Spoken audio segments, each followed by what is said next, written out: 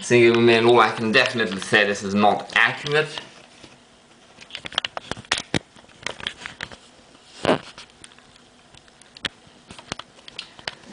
And to the 1890s. So, and it is still wrong and it still touches the gravinet. Now I hope that once I shall be able to starch it within 2 weeks, I will rewash it, and that time I will starch it for the first time heavily. And I will, once I make it like so that this stays up, stuck. But with all the perspiration and humidity outside, so you buy is immensely humid, chandubilously perchance, especially with the the shirt braces I mean, that constantly pull at it,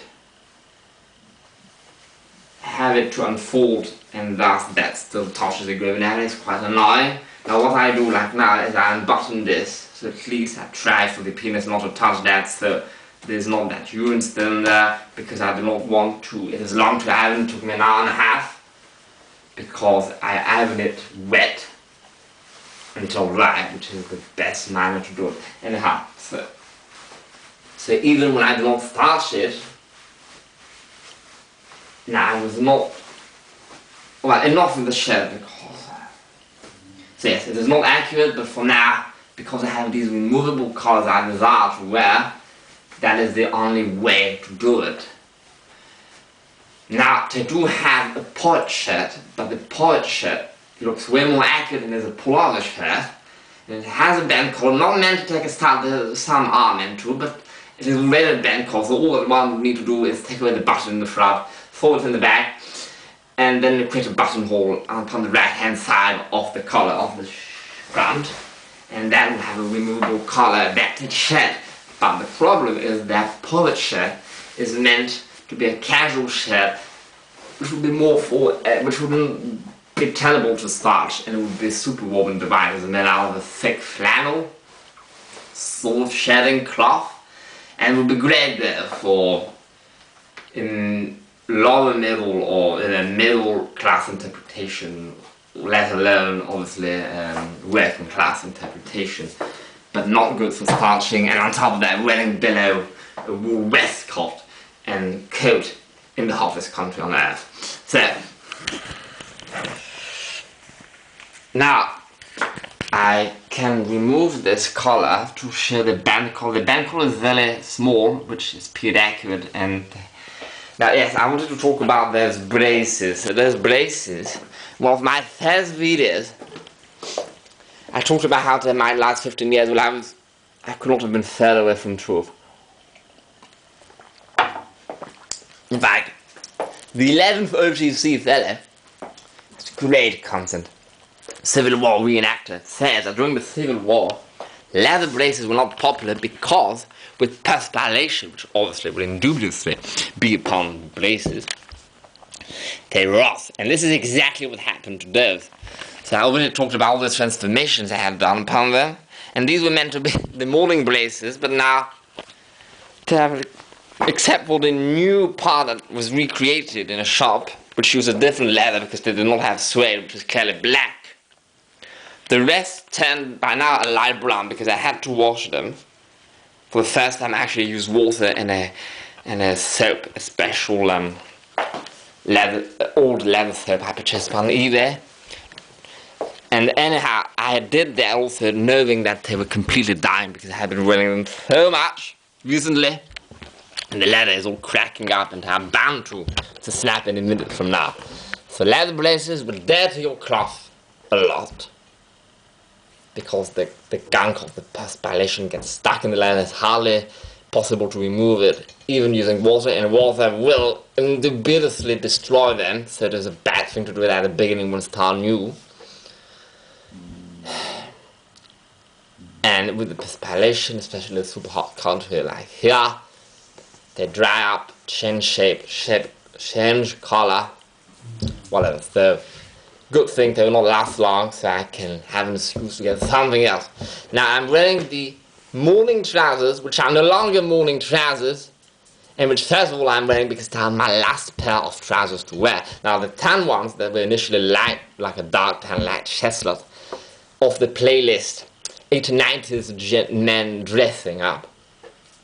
These eventually had patches everywhere, and eventually the only way to repair, because the thing is, the more I wore them, because they were light color, at some point they became so dirty I had to wash them at high temperature, and with the ironing they went basically a dark beige. The dark beige had to be washed every 2 weeks. So I would not bother to iron them then. But from then it became a vicious circle, because it was lighter in color, so I had to wash them heavily every fortnight. Thereof it became lighter in color. Thereof I had to wash them even more. Thereof they had patches that the cleaner had done, which were all over the place.